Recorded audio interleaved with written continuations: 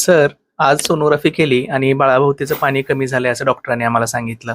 तर नेमकं आता बाळाभोवतीचं पाणी वाढवण्यासाठी काय करता येऊ शकेल? असं बरेच प्रश्न विचारतात पेशंट. तर सर्वात महत्त्वाचं आहे की बाळाभोवतीचं पाणी का कमी झालेलं आहे हे आपल्याला बघायला लागतं. त्याचे 2 प्रकार असतात. एक तर आहे बाळाभोवतीचं पाणी अचानकपणे लीक झालं असेल किंवा दुसरी गोष्ट आहे खूप दिवसांपासून हळू कमी झालं असेल.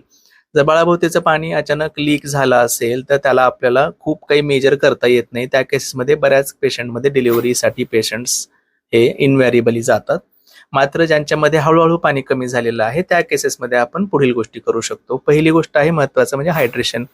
हे आपण पाणी भरपूर पिऊन करू शकतो. ज्याच्यामध्ये 3 ते 4 लिटर आपण दिवसाला पाणी प्यायचं.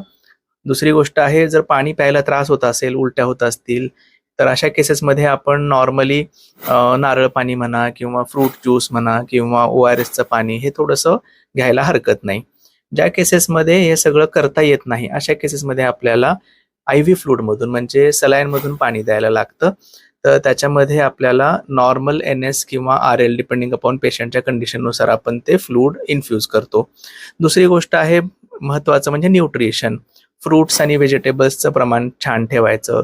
हाय प्रोटीन डाएट घ्यायचं. अंडे वगैरे जास्त खाल्लेलं बरं. याच्यासोबत जर अंडरलाईंग काही प्रॉब्लेम्स असतील पेशंट्समध्ये जसं की BP कंट्रोल करणं, डायबिटीजला कंट्रोल करणं हे तेवढंच महत्त्वाचं ठरतं. त्याच्यानंतरची गोष्ट आहे काही केसेसमध्ये आपल्याला काही औषधं दिली जातात. पेन किलर्स म्हणा किंवा काही फीवरची वगैरे औषधं याच्यानेही बाळाभोवतीचं पाणी कमी होतं. तर त्याच्याकडेही आपल्याला लक्ष द्यायला लागतं. आणि शेवटी येतो ट्रीटमेंट पोर्शनकडे. तर ट्रीटमेंटमध्ये सर्वात महत्त्वाचं आहे की काही इन्फेक्शन्स असतील जसं की युरिनरी इन्फेक्शन, GI इन्फेक्शन्स किंवा लूज मोशन्स वगैरे तर ते आधी ट्रीट करायला लागतात. आणि त्याच्यासोबत IV फ्लुइड्समधून म्हणजे जेव्हा आपण सलाईन देत असतो त्या सलाईनमधून काही केसेसमध्ये प्रोटीन सप्लिमेंटेशन दिले जातात.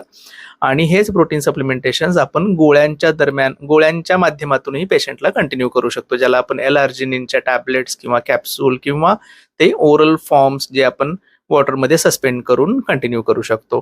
तर यापैकी नेमकं कोणत्या कारणांनी पाणी कमी झालं आहे आणि त्याची काय ट्रीटमेंट आहे हे तुम्ही तुमच्या डॉक्टरांची नक्कीच चौकशी करा.